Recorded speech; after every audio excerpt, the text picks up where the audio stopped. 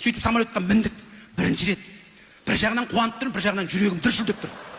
Сөйтіп мен қайдан білейін, билетпен отыратын, орнымен отыратын. Ана бизнес класста бір орын бос тұр екен. Екінші қатарда әйтеуір білемін. Бардым да отыра салдым.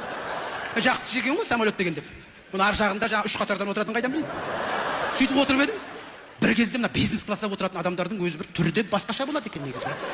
Бір кісі келді, жаңағы өзінің киінгенде бизнес, костюмның цветі басқа, шалбарының цветі басқа, носкиінің цветі басқа, өзінің цветі басқа. Негізі бизнес класстың адамдар конфликтке жоқ екен. Барды да стюардессаға барды да бірдеңе деді. И стюардесса қыз мен қасыма келді да, тізеге бүйтіп, солай екен ғой, бизнес класс осылай обслуживать етеді екен. Мен бірінші рет көріп тұрмын. Енді экономда қасыңа келеді ғой, бірақ төбесіндегі басады пың деп, что хотели деп. Мына жерде мен қасыма бір қыз келді, бүйтіп қасыма келіп отырды да, извините, пожалуйста деді. Мен анандай құрметті бірінші рет көріп тұрмын.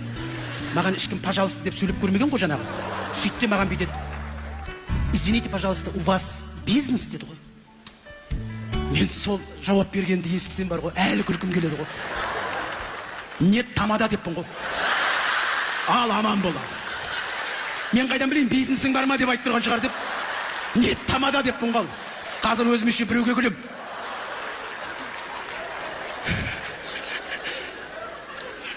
Сонда алғашқы